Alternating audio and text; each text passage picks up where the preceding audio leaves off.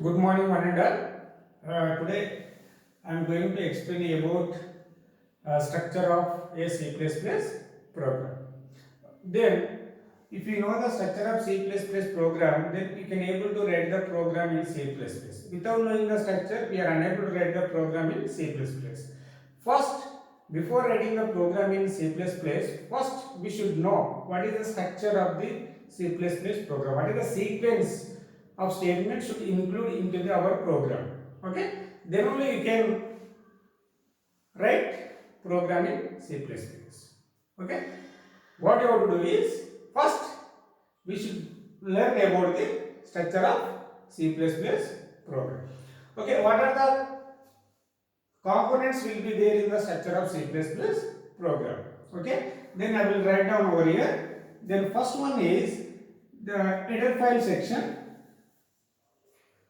Header file section. The second next one is global declaration or definition. Okay, the third one is class declaration. Then next one member function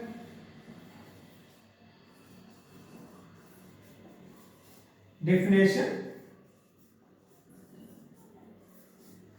The last one is main function. Okay, there the components are there in the structure of C++ program. Okay, then what is header file? What is global variable? What is class declaration? What is member function definition? What is main function? We should know it. The header file section, for example, the hash include iostream.h. Okay, this is called as header. In case of C, what should you write? Okay, hash include stdio.h, standard input output dot header file. Okay, then here in case of C++, what is the header file you should write? Then hash include iostream.h, that is called as the header file section. Okay, then global variable, whenever the variable is declared before the main function, that is called as the global variable. Okay, whenever the variable is declared within the block or function, which are called as the local variables, isn't it? Okay, the global variable is nothing but if the variable is declared before the main function, those variables are called as the global variable. Then class declaration. Okay, because the class declaration I will discuss in the next videos. Okay, then member function definition. Okay, member function, how the member function can be defined? The member function can be defined in two ways. The member function can be defined inside the class. The member function can be defined outside the class. Okay, we will see later about this member functions definition. The main function. Okay, here in case of C, the C program must have at least one main function. Like that, in C++ also. Okay, every C++ program must have at least one main function. Why should have at least one main function? Because the execution of the program will be start from the main function. Okay, the execution of the program will be start from the main function. That's why every C++ program must have at least one main function, isn't it? Okay, as for the structure of C++ program, I will write simple program. Okay, header file hash include iostream.h.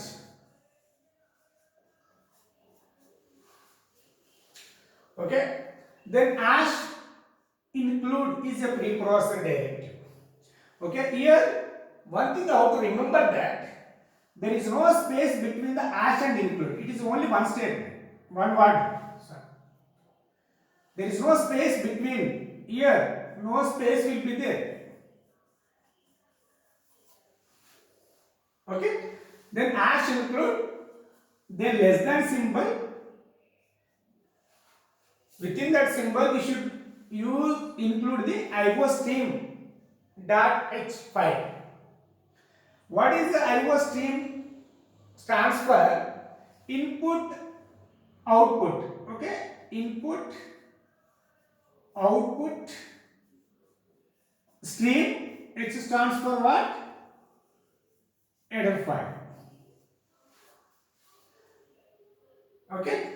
What is iostream.h file? Or why should we write the header file here? Okay, if it does not write the header file, what happens? Because here the iostream.h header file, which will be supported to the cin and cout objects. Okay, because input and output objects, which will be supported to the input and output. Okay, whenever you read the data from the input device, or else something if you want to display it on output device, okay, we should use cin and cout objects. Okay, here which will be supported to the input and output. Okay, if you remove the statement, what is the errors will be displayed? Then whenever writing the cin and cout in your program, the errors will be displayed by the compilers. Okay, it is a one file. Okay, iostream dot is a one file. Okay, iostream dot h. It is a file. Okay, the developers has written the code for it. Some code will be there iostream.h. This code will be supported to the input and output. That's why we should include the iostream.h file into our program. Okay, into our program. Why? It should be supported to the input and output. Isn't it? Okay, then global declaration. Then suppose for example int, okay, I will tell you what is int, what is a, what is equal. Okay, after classes I will explain about it. Okay, int is a data type, a is a variable. Okay, int is a data type. Okay, this is called as the what? Variable. Okay, then the variable is assigned with value 10. After that, I don't want to use the class declaration, member function definition. Then directly I will go for main function. Okay, int main. Cout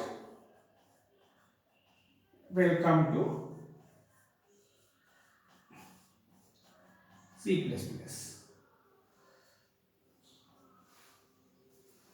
Then return 0.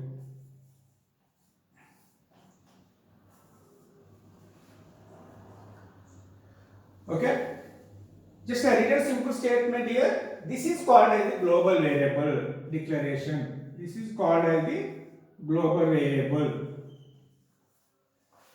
because it has declared before the main function. Whenever the variable is declared before the main function, those variables are called as the global variables. Here after that I used the main function. Okay, the int is a data type or return type. The main function return a value. Okay, because why? The main function will be used in C++ program where the execution will be start from the main function. Okay, starting point of the execution of a program is called as the main function. Okay, it does not use the main function in your C++ program, nothing statements will be executed. Okay, then after that I written one statement cout. Cout stands for console output.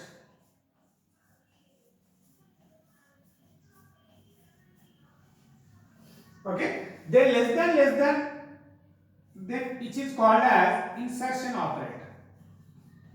Okay, insertion operator. Okay, the string will be inserted into the output stream. Okay, output stream will be connected to the output device. Output device is monitor, isn't it? Okay, then cout stands for console output.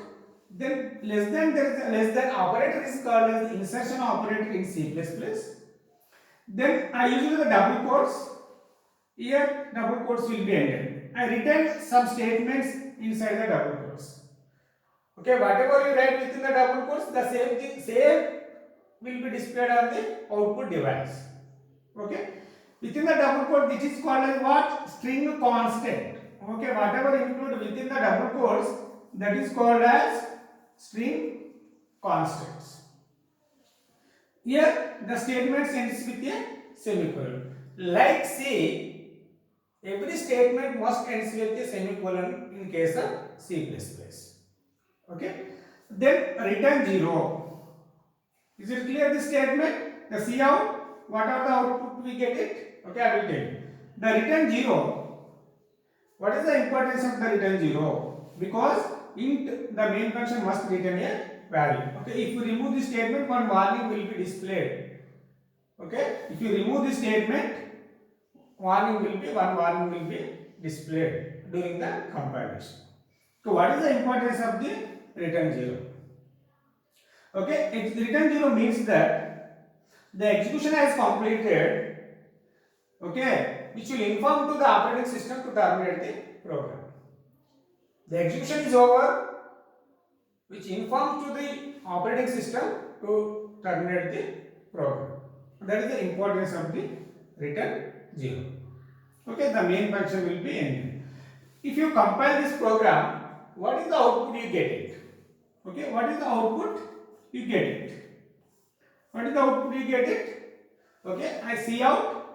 What is the statement you written inside the within the double quotes? Welcome to. What is the output you get it? Welcome to C++. Okay, this is the structure of a C++ program.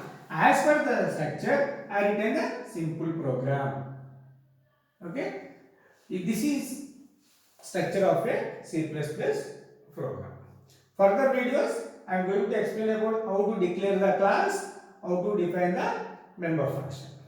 Thank you for watching the video. If you like this video, you can subscribe my channel. Thank you.